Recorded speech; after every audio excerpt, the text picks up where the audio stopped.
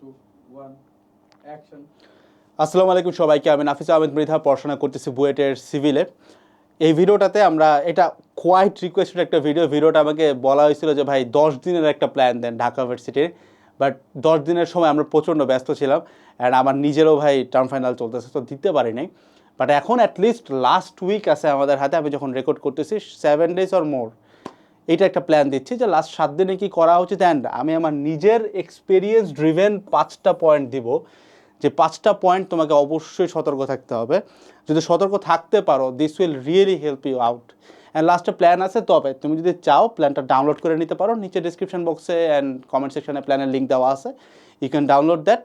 And যে 5টা avoid করতে হবে, আমি প্ল্যানেও আসবো, বাট এটা পরে আসবো। বাট তার আগে এই 5টা জিনিস, যে জিনিসটা আমার কাছে মনে হয়েছে আমি যদি অ্যাভয়েড করতাম, I would have been very happy about my Dhaka University. ঠিক আছে, এই ঢাকা ইউনিভার্সিটি নিয়ে আমার অনেক পুরাতন ভিডিও আছে, তোমরা যারা আমাকে চিনো তারা দেখছো, যারা চিনো না দেখে আসতে পারো। প্রথম যেটা, সেটা হচ্ছে লাস্টের 3টা রাত ঢাকা ইউনিভার্সিটি নিয়ে 2 ক্যাটাগরির লোক দেখা যায়, যাদের হইতেছে এই জিনিসটাই প্ল্যান এ, মানে এইটাই main target. And another category, say either মেডিকেলে গেছে, হয় নাই, বা হয়েছে তার ঢাকা ইউনিভার্সিটিতে একটা সিট দরকার, অথবা তার মেইন টার্গেট ইঞ্জিনিয়ারিং, মোদ্দা কথা ঢাকা ইউনিভার্সিটি তার প্ল্যান বি। এবং সবচেয়ে বড় সমস্যাটা কই হয় জানো, ঢাকা ইউনিভার্সিটি নিয়ে কেউ মানে যদি বলে, সব থেকে বেশি প্রবলেমেটিক প্লেস এইটাই যে তুমি যদি সত্য কথাটা বলো, ইন্টার ফার্স্ট ইয়ারে থাকতে অ্যাটলিস্ট সায়েন্স সেগমেন্টে যদি তুমি থেকে থাকো, ঢাকা ইউনিভার্সিটি তোমার প্ল্যানে ছিল না। যার কারণে তুমি 2টা বছর প্রেপ নিছো, হয়তো ইঞ্জিনিয়ারিং অথবা মেডিকেল।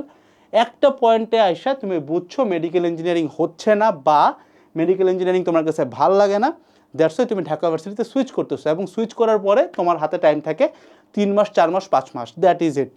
এই কারণে দেখা যায় আমরা ঢাকা ইউনিভার্সিটির জিনিসটা বুঝতেই পারি না। ঠিক আছে, তো এই 5টা জিনিস জাস্ট তোমাকে হেল্প করবে এখানে এটাকে সুন্দর করে প্ল্যানটা সেটেল করতে। তো লাস্টের 3টা রাত নিয়ে কেন কথা বলতেছি, যেহেতু এটা নিয়ে আমাদের অগ্রিম কোনো প্ল্যান সাধারণত অ্যাটলিস্ট ইন্টার ফার্স্ট ইয়ারে ছিল না। মানে মোদ্দা কথা এটা বলতে পারো যে মার্কেটে বা যারা স্টুডেন্ট আছে এদের কাছে তুমি যদি জিজ্ঞাসা করো, এই ইঞ্জিনিয়ারিং বা মেডিকেল নিয়ে যতটা এক্সপিরিয়েন্স, চান্স হয়েছে হয় না এটা পরের কথা, যতটা এক্সপিরিয়েন্স, যতটা তার অ্যাসপিরেশনস ছিল, সেটা ঢাকা ভার্সিটি নিয়ে থাকে না। যার কারণে দেখা যায় আমরা হেলায় খেলায় কাটাই, লাস্ট 3টা রাত যায় আমরা কি পড়বো এটা বাইর করতে পারি না। তোমার একটা স্বাভাবিক আইডিয়া, আর একটা ব্যাপার আছে, এগুলা যদি জানো তাহলে এই জিনিসটা বোঝা খুব সহজ, এবং হইতে পারে তোমার একটা সিট হয়ে যাবে। সেটা হচ্ছে এরকম, একটা ডিফিকাল্টি লেভেল থাকে আমাদের মাথায় অটোমেটিক্যালি সেট করা, যে ইঞ্জিনিয়ারিং মেডিকেল এগুলো হচ্ছে সবচেয়ে কঠিন, ঢাকা ভার্সিটি হচ্ছে সহজ। তো যখন তুমি একটা কঠিন টার্গেট নিয়ে ওইটা মিস করার পর দেন সহজের জন্য টার্গেটটা নাও, জেনারেলি আমরা ওইটার জন্য প্রপার এফোর্টটা দেই না। মনে হয় যে লাস্ট 3 রাতে আমরা পড়ে নেব, হয়ে যাবে। ইভেন এমন মানুষও আছে যারা ভার্সিটি প্রশ্ন ব্যাংক, যেটা আমরা 1 ঘন্টার ক্লাসে সলভ করাই এখন, এইটাও করে না। এবং সে মনে করে যেটা আমি পরীক্ষার আগের 2-3 রাতে শেষ করবো, বাট যেটা কখনোই পসিবল না। Even the worst part is, পরীক্ষার আগের রাতে কিছুই পড়া হয় না ভর্তি পরীক্ষায়। তোমরা যারা 1-2টা পরীক্ষাতেও বসছো তারা তোমরা এটা রিলেট করতে পারবা। পরীক্ষার আগের রাতে আহামরি কিছু হয় না, জাস্ট তুমি হয়তো ফর্মুলা দেখতেছো, দ্যাটস ইট। তো মোটামুটি আমরা যদি আগে থেকে প্রিপেয়ার না থাকি, এটা কখনোই হয় না। তাহলে পরীক্ষার আগের দিন তুমি একটু চিন্তা করো কী কী পড়তেছো। Physics first second, math first second, chemistry first second, biology first second. Bangla English অনেকে দাগাবা, এটা খুব মাইনরিটি একটা গ্রুপ, এটা নিয়ে আমরা সামনে কথাবার্তা বলবো, বাট মেজরিটি কেস এইটাই হচ্ছে আমাদের সিনারিও। তো জেনারেলি দেখা যায় তুমি যখন লাইক 4টা সাবজেক্ট, 8টা পেপার, 3 রাতে ইম্পসিবল শেষ করা। So we need something that is very compacted. Imagine করো তোমার এখন ইন্টিগ্রেশন দেখা দরকার, তুমি ইন্টারমিডিয়েটে ইন্টিগ্রেশন দেখছো 1 মাস ধরে, তোমার হাতে টাইম আছে 3 দিন। তো তখন তোমার কি দরকার এমন কিছু যেটা 30 মিনিটে করে ফেলা যায়। তার মানে তোমার কি এমন যে আমাদের ক্লাসই দেখতে হবে, যে যেটা 1 ঘন্টার ক্লাস 2x গেলে 30 মিনিটে হয়? Not necessarily that. তুমি যদি কোশ্চেন ব্যাংকটাও তোমার দাগানো থাকে যে আমি এতটুকুই দেখবো, that would be more than enough. তাহলে প্রথম পয়েন্ট হচ্ছে এইটা ভাই, যে লাস্ট 3টা রাতে কি পড়বো, এইটা আজকে থেকে, এই সেকেন্ড থেকে মেজার করা শুরু করো, যে আমি ওই 3 রাতে কী পড়বো। And to be really honest, truth be told, সেটা হচ্ছে তুমি লাস্ট 3 রাতে যেটা পড়বা, যত ভালো পড়বা তোমার র্যাঙ্ক তত আগে যাবে। বিশ্বাস করো, অনেক ভালো স্টুডেন্ট ঢাবিতে কিছুই করতে পারে না, জাস্ট বিকজ তারা 3 রাতে কিছু পড়ে না। তাহলে এখন থেকে প্ল্যানটা সেট করতে হবে যে আমি লাস্ট 3 রাতে কী পড়বো, আদৌ কি পসিবল কিনা এগুলো গুছানো। এই যে আমি যে বারবার অনেকখানে বলি যে আমাদের এক একটা 1 ঘন্টার কম্প্যাক্টেড ক্লাস গুছাইতে 10 ঘন্টা লাগছে, এটার কারণ কি? কারণ এই জিনিসটা ততটাই টাফ। তুমি বুঝো একটা মানে 10 ঘন্টা ধরে আমি এখন বুয়েটের 3-2-তে আছি, আমার যদি 10 আওয়ার্স প্লাস লাগে এটা রিসার্চ করতে, তুমি কতই তাড়াতাড়ি করবা? অ্যাটলিস্ট 10 ঘন্টা তো লাগার কথা, তাই না? ধরলাম তুমি অনেক ভালো, 5 ঘন্টা তো লাগবে। টাইম আছে, একটা চ্যাপ্টারে 5 ঘন্টা করে দিলে। দ্যাটস এটা এখন থেকে করতে হবে, ঠিক আছে?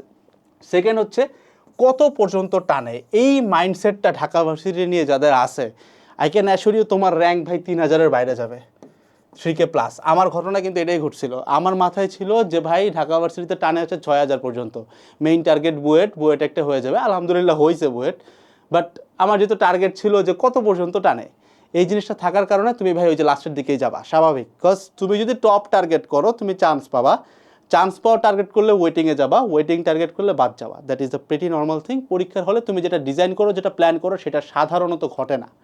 দ্যাটস ওয়াই কত পর্যন্ত টানুক না ভাই, 8000 টানুক, 9000 টানুক, তোমার টার্গেট থাকবে ভাই আমার টপ 1K দরকার, আমি টপ 1000-এ যাবো, এর বাইরে যাওয়া যাবে না। সো কত পর্যন্ত টানে এই জিনিসটা মাথার মধ্যে ইনপুট দাও, আজকে থেকে বন্ধ করো। এবং বিভিন্ন জায়গায় এই জিনিসটা তোমরা যারা কমেন্ট করো বাদ দাও, এটা পরীক্ষা দিয়ে আসার পরে কমেন্ট করবা, নট নাও। 3 নম্বর, হাতে ক্যালকুলেশনের ফ্যাসিনেশন। ভাই ঢাকা ভার্সিটিতে যারা বসবে, হাতে ক্যালকুলেশন মানে এটা নিয়ে যে তোমাদের কি লেভেলে ফ্যাসিনেশন থাকে, আমি সাধুবাদ জানাই কতটুকু পর্যন্ত তোমাকে বলি। যেমন তুমি মনে করো √2 এর ভ্যালু মুখস্থ জানো, 1/√2 জানো, লন 2 জানো, লন 3 জানো, কয়েকটা স্কোয়ার জানো, 25-এর স্কোয়ার, 24-এর স্কোয়ার, এইটা ঠিক আছে। এখন তুমি এমন লেভেলে জিনিসটা নিয়ে গেছো যেটা দরকার নাই। কেন দরকার নাই? আমি এরকম অনেকগুলো ক্যালকুলেশন করে দেখাইছি। মনে করো 10.3 ইন্টু 11.7 ডিভাইডেড বাই মনে করো 15.1, এরকম একটা ক্যালকুলেশন দেওয়া আছে, তোমার হাতে ক্যালকুলেটর নাই, সেটা ক্যালকুলেট করবো কেমনে? জেনারেলি মেজরিটি কেসে দেখা যায় যে এইটার জন্য শেয়ারটা লিটারালি 2 ঘন্টার ক্লাস করতেছে, জাস্ট আমি হাতে ক্যালকুলেশন শিখবো। বাট কথা হচ্ছে তোমার তো এটা এমসিকিউতে আসছে, অপশান আছে। এবং আরেকটা জিনিস মিলাই দেখো, রিটেনে কখনো এই লেভেলের ডাটা আসে না। এমন ডাটা আসে যেটা কাজ করা যায়, যেমন মনে করো 9.8, নিচে আছে 19.6, কাটাকাটি করলে 2, হাফ, এরকম আসে। এমসিকিউতে এই ভেজালটা দেয়। তো কী করা যায়? বুদ্ধিটা শিখাই দিই। তুমি দেখো আমি যেটা করতাম, আমি যে সেটাকে কাইটা ছোটো করতাম। 10.3 মানে কি? এটা মানে হচ্ছে 10, 11.7 মানে হচ্ছে 12, 15.1 মানে হচ্ছে 15। এবার কাটাকাটি করো, ইজি, রাইট? 3 দিয়ে কাটলে 4, এখানে 5, এটা দিয়ে দিলে 2, 4 দুগুণা 8, তাই না? তার মানে আমাদের উত্তরটা 8-এর আশাপাশি হবে।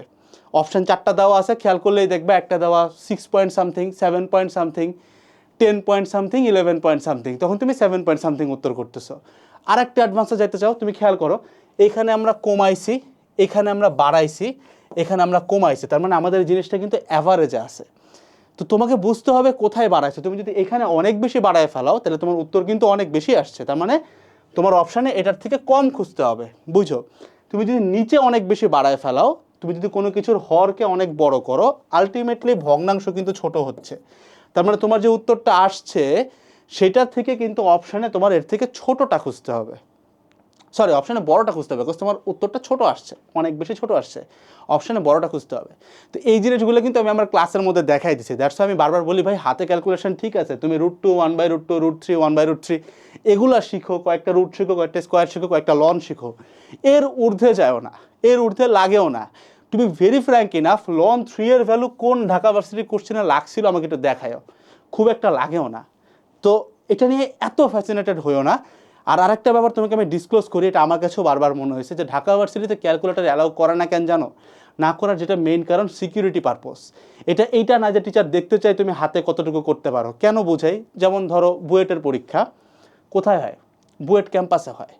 চুয়েটের পরীক্ষা চুয়েট ক্যাম্পাসে হয়, মানে একটা ক্যাম্পাসের মধ্যে হয়। ঢাকা ভার্সিটির পরীক্ষা কোথায় হয়? তোমার পাশের কলেজেও পরীক্ষা হয়। তো যদি ক্যালকুলেটর অ্যালাউ করা হয়, অনেকেই আছে ক্যালকুলেটরের কেসের ভিতরে মোবাইল নিয়ে চলে যায় বা একটা প্রোগ্রামেবল ক্যালকুলেটর নিয়ে গেল। তো এগুলো কিন্তু ডিটেক্ট করা অতটা সহজ না, কারণ এটা একদম কলেজ লেভেলে ছড়ায় যাচ্ছে, ঠিক আছে? ঢাকা ভার্সিটি খুব ব্যস্ত একটা জিনিস, যেটার জন্য 10 লাখ মানুষ পড়ে, বুয়েটের জন্য পড়ে 1 লাখ, ঠিক আছে? এই কারণে জিনিসটা কন্ট্রোল করার জন্য এই সিকিউরিটি মেজারটা নেওয়া হয়। বিশ্বাস না হলে আবারও দেখো, প্রমাণটা পাবা মেডিকেলে কেন ক্যালকুলেটর দেয় না? কজ মেডিকেল সেন্ট্রালি হয় না, মেডিকেল পুরো ছড়ায় হয়, তোমার পাশের মেডিকেল কলেজেও পরীক্ষা হয়। বাট ইঞ্জিনিয়ারিংয়ে কী হয়, কেন ক্যালকুলেটর অ্যালাউ করে? বিকজ ইঞ্জিনিয়ারিং একটা ক্যাম্পাসের ভিতরে হয়। তো তারা চাইলেই নিজেদের টিচার দিয়ে, এবং বুয়েটের এক্সাম হলে গার্ড থাকে কিন্তু বুয়েটের টিচার, রুয়েটের গার্ডও থাকে রুয়েটের টিচার, বাট ঢাকা ভার্সিটির গার্ড কিন্তু মানে র্যান্ডম কলেজের টিচাররাও থাকে। দ্যাটস ওয়াই সিকিউরিটি মেজার করাটা খুব কঠিন, যেহেতু তারা ঢাবির অথরাইজড কেউ না। বুঝো, তোমার সিট ধরো ঢাকা সিটি কলেজে পড়ছে, এখন ঢাকা সিটি কলেজ তো ঢাবির অথরাইজড কিছু না, ঢাবি ওদেরকে কন্ট্রোল করতে পারে না পুরোপুরি। দ্যাটস ওয়াই কাজটা করা হয়, ঠিক আছে? তো এটা একটু মাথায় রেখো, টিচার চাচ্ছে না যে তুমি হাতে ক্যালকুলেশন দেখাও, টিচার জাস্ট ওইটা একটা সিকিউরিটি পারপোজে ক্যালকুলেটরটা দিচ্ছে না। তার মানে কোশ্চেনগুলো এমনই আসবে যেটা মোটামুটি পারা যায়, মানে সুন্দর একটা ব্রেন যদি তোমার মাথায় থাকে, এই চিকন বুদ্ধি খাটাই তুমি কাজ করে ফেলতে পারবা। তুমি এই 10.3, 11.7, 15.1 সারাদিন শর্টকাট বসায় উত্তর আনবা 8, আমি জাস্ট এটা একটু বড় ছোটো করে এনে উত্তর 8ই আনবো, কথা একই। সো কষ্টটা বুঝতে হবে কিসের পিছনে এফোর্ট দিচ্ছ। টিচাররা তোমাকে এইখানে এফোর্ট দিতে বলেই নাই, কোশ্চেনের উপর এফোর্ট দাও, নট অন দ্য হাতে ক্যালকুলেশন। এটা জাস্ট করার সময় এইভাবে ফলো করো। কম্প্যাক্ট ক্লাস যারা দেখতেছো, আমরা এখানে এইভাবে করেই দিছি, সবগুলো এইভাবে করে বলে দেয়। আমি কিন্তু কোনো জায়গায় এরকম শর্টকাট দেখাই না, আমি জাস্ট গেস করে দেখাই দিই যে এটা হবে, দেন উত্তরটা মিলাই দিই অ্যান্ড মিলে। That is the fact. Fourth, MCQ is about practice and strategy. আমরা সবাই মনে করি এমসিকিউ হচ্ছে প্রিপারেশন, ঢাবিতে একই সাথে এমসিকিউ আছে, রিটার্ন আছে। এমসিকিউ পার্টের জন্য যারা খুব বেশি পেইন খাও, খুব বেশি পড়া লাভ হয় না। এমসিকিউতে খাতা কাটে একটা ওয়েমার মেশিন, টিচার কাটেও না, তার মানে এখানে কোনো হিউম্যান টাচ নাই। তুমি কতটুকু জানো, কতটুকু পারো, প্রসেস বুঝছো কি বুঝছো না, এটার উপরে বেসিক্যালি তোমার নাম্বারটা ডিপেন্ড করে না। দ্যাটস ওয়াই এমসিকিউতে ভালো করতে চাইলে প্র্যাকটিসটা বাড়াইতে হবে অ্যান্ড স্ট্র্যাটেজি বুঝতে হবে। আমাদের কম্প্যাক্ট কোশ্চেন ব্যাংকে আমরা কিন্তু অলরেডি স্ট্র্যাটেজি ভিডিওগুলো রেকর্ড করে ফেলেছি, যেগুলো আপলোডের পথে আছে, আশা করতেছি ভিডিও দেখার সময় অলরেডি আপলোডেড। ফিফথ হচ্ছে কোন সাবজেক্ট দাগাবো। এই জিনিসটা আমরা অনেকে জানি না, we would take literally a different slide for that, যে কোনটা দাগাবো, কোন সাবজেক্ট দাগাবো এটা আমরা জানি না। তো আমার সময় আমার একটা মেজর মিস্টেকের মধ্যে যেটা ছিল সেটা হচ্ছে আমি ইংলিশ দাগাইছিলাম। কেউ ইংলিশে অনেক ভালো হলে ঠিক আছে, গুড। আমি ইংলিশে খুব খারাপ না, খুব ভালোও না, বাট সমস্যা যেটা হয়েছে, ইংলিশে এমসিকিউ আসলো 15টা, হ্যাঁ 15টার মধ্যে আমি মোটামুটি খেয়াল করলাম 10টা 11টা পারি। রিটার্নে আসলো 10 মার্ক, এই রিটার্ন 10 মার্ক ছিল আমার কাল। কী হয়েছে, 10 মার্কের রিটার্ন আসছে কি ভাই, প্যারাগ্রাফ আসছে। এখন আমরা বাঙালি প্যারাগ্রাফ লেখছি হচ্ছে 1.5 পেজ, 2 পেজ, 3 পেজ, 4 পেজ করে, সত্যি কথা। এখন প্যারাগ্রাফের জন্য তোমাকে দিয়ে রাখছে 2 পেজ ধরো, এখন তুমি 2 পেজ লেখা প্যারাগ্রাফের নাম্বার পাচ্ছ কত, 3, কারণ আরও তো কোশ্চেন আছে 10-এর মধ্যে, পাইছো 3। ওইদিকে একটা ছেলে 3 আঙ্গুল জায়গার মধ্যে একটা ম্যাথ করে 3 উঠায় ফেলাইছে, তো কে আগাচ্ছে? আবার ধরো প্যারাগ্রাফের জন্য জায়গা ছোট্ট করে দিল, এবার বুঝো এই ছোট্ট জায়গায় ধরো তুমি লিখতে পারতেছো 7 থেকে 8টা লাইন, 7 থেকে 8টা লাইনের শব্দশৈলী, শব্দ চয়ন, তোমার গ্রামার অ্যান্ড তোমার ওই যে ওয়ার্ডের যে ওয়েট, এটা কতটা ভালো হইলে বুঝতে পারতেছো 7-8 লাইনে 3 পাবা। গরুর রচনা 20 পেজ লেখা 10-এ 8 পাওয়া যায়, বাট গরুর রচনা তুমি যদি 5 লাইন লেখো এবং তোমাকে নাম্বার যদি আমি 10 দেই, এই 5টা লাইন কিন্তু একটা আধ্যাত্মিক লেভেলে যাইতে হবে, মানে অনেকটা তোমার ওই কাইন্ড অফ কবিগুরু লেভেলে যাইতে হবে, আদারওয়াইজ পসিবল না। তো এই ইংলিশ জিনিসটা একটু বোঝার চেষ্টা করো, তোমার কিন্তু সময় খাবে। এখন ইংলিশ দাগাইতে না করতেছেন, বায়োলজি পারি না, অথবা ভাই মেডিকেলের প্রেপ নিয়েছিলাম, হায়ার ম্যাথ পারি না, কী করবো? Hair comes the catch. আমরা মনে করি মানে বেসিক্যালি ইয়াটা চিন্তা করো, আমাদের এমসিকিউতে থাকে হচ্ছে 15 কইরা, তাই না? হ্যাঁ 15 কইরা হচ্ছে 4টা সাবজেক্ট, 10 কইরা হচ্ছে রিটেনে 4টা সাবজেক্ট, টোটাল 4-15 60, 4-240, 100 নাম্বার। 5 মার্ক কত? আমাদের জেনারেলি মাথার মধ্যে একটা ইনপুট থাকে যে সবখানে হয়তো একটা মিনিমাম নাম্বার পাস করার জন্য লাগে, but the fact is Dhaka ভার্সিটিতে কোনো জায়গায় অ্যাটলিস্ট এ ইউনিটে বলে নাই যে তোমাকে সাবজেক্ট ওয়াইজ পাস করতে হবে। তার মানে ইংলিশে এত পাইলে তুমি পাস করবা এমন কোনো কথা নাই। বলা আছে যে এমসিকিউতে মিনিমাম পাইতে হবে 24 আউট অফ কত, আউট অফ 60। রিটেনে পাইতে হবে মিনিমাম 12 অ্যান্ড টোটালে আসে 36, আরও 4 মার্ক এক্সট্রা চিন্তা করে টোটালে তোমার মিনিমাম 40 টাকা লাগবে। তার মানে কোনো জায়গায় বলে নাই যে তোমার ইংলিশে পাওয়া লাগবে বা বায়োলজিতে পাওয়া লাগবে, বলে নাই, কিন্তু টোটাল চাইছে এটা। এটা 1 নাম্বার। 2 নম্বর পয়েন্ট চিন্তা করো, তোমার এখানে 4-15 60 আছে, ধরো আমি বায়োলজি দাগাইছি, ধরো আমি ম্যাথ দাগাইছি, লিটারালি কিচ্ছু পারি না, তাহলে 15 নাম্বার ফেলায় দাও, তুমি 60-এর মধ্যে পাইতেছো কত? অ্যাটলিস্ট ইউ হ্যাভ 45, 45, কোথায় 24, কোথায় 45। আবার অনেকে বলবো ভাই এমসিকিউতে একটা সার্টেইন নাম্বার আছে, ওইটা পাওয়ার পরে দেন র্যাঙ্ক হয়, দেন রিটার্নের খাতা দেখে। আমি যদি না পাই ভালো নাম্বার, তাহলে তো আমার রিটার্নের খাতা দেখবে না ভাই। সার্টেন নাম্বারটা কত জানো? শুনলে অবাক হবা, সার্টেন নাম্বারটা 40%-এর কাছে যাবে। তার মানে 60-এর মধ্যে তুমি যদি জাস্ট 40 বাদ দাও, 50 চিন্তা করো, 60-এর মধ্যে তুমি যদি 30 নম্বরও তুলতে পারো, তাহলে তোমার রিটার্ন খাতা চেক হবে। তো 30 নাম্বার পাইতে 60-এর মধ্যে তুমি যদি বায়োলজি ফেলায় দাও, ম্যাথ যদি ফেলায় দাও, তাও তোমার 45 আছে। তো তো এই ক্যালকুলেশনটা জেনারেলি স্টুডেন্টরা বুঝে না। তুমি যদি দেখে থাকো, তুমি যদি তোমার কোনো ফ্রেন্ডরা বাঁচাইতে চাও, শেয়ার করতে পারো ওর সাথে, ওর হয়তো কাজে আসবে। এই জিনিসটা জেনারেলি আমরা জানি না। তো মেইন কথা হচ্ছে ভাই, তুমি যে একটা সাবজেক্টকে চেঞ্জ করতে চাচ্ছ ইংলিশ দাগানোর জন্য, হইতে পারে এই সাবজেক্টটা তোমার একটা কাল হইতে পারে। কেন? মনে করো তুমি ম্যাথ দাগাইছিলা, ম্যাথের রিটেনে 10 আছে, তোমার তো 10 দরকার নাই, অ্যাটলিস্ট 2টা ম্যাথ হয়তো পারে যেতে পারো, কারণ তুমি কিছু হইলেও ইন্টারমিডিয়েটে পড়ছো। ধরলাম তোমার টার্গেট হচ্ছে মেডিকেল ছিল, কিছু হইলেও ইন্টারে পড়ছো এবং ম্যাথের কোশ্চেন সহজ আসে। 10-এ তুমি যদি 6ও উঠাও, ইংলিশ দিলে তুমি হয়তো 2ও পাইতা না। তো তুমি তো আগাচ্ছ। এবং আরেকটা ফ্যাক্টর, তুমি ধরো খুব ভালো করলা, টপ 100-এ গেলা, বায়োলজি দাগাও নাই বা ম্যাথ দাগাও নাই, টপ টায়ার সাবজেক্টগুলো কিন্তু পাবা না।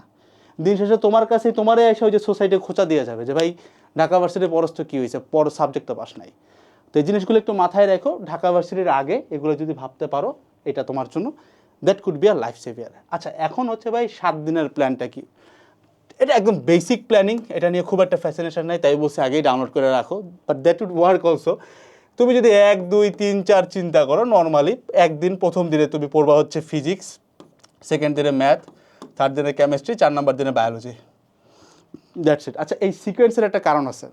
জেনারেলি আমরা কেমিস্ট্রি ভুলি, বায়োলজি অনেক বেশি ভুলি।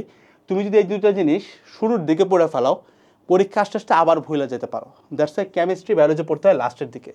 ফিজিক্স ম্যাথ যদি কেউ বুঝে, প্র্যাকটিস করে, মনে থাকে, দ্যাটস এটা শুরুর দিকে পড়তে হয়। ম্যাথ আমরা ভুলে যাই, স্টেপস ভুলে যাই, দ্যাটস এটা আমরা ফিজিক্সের পরে পড়তেছি, ঠিক আছে? প্রথম 4টা দিন, এবার হচ্ছে 5, 6, 7, এই 3টা দিনে হচ্ছে আমরা ফিজিক্স, ম্যাথ, কেমিস্ট্রি, বায়োলজি 3বার রিভাইজ দিব, দ্যাটস ইট। এমসিকিউ কি রিটার্ন কি ভাই, এটা নিয়ে প্যারা খাওয়ার কিছু নেই। আমাদের কম্প্যাক্ট ক্লাসগুলোর ভিতরে এমসিকিউ রিটার্ন 2টাই থাকে, তো কোনো পেইন নেই, ঠিক আছে? তো that's all about the whole plan and the 5 things to be skipped, যে ভুলগুলো করা যাবে না, মাথায় রাখতে হবে। আশা করি এগুলো যদি ফলো করতে পারো, ঢাবিতে অ্যাটলিস্ট টপ 1000-এ একটা সিট ইনশাল্লাহ তোমার হবে ভাই, ঠিক আছে? আসসালামু আলাইকুম সবাইকে, টাটা।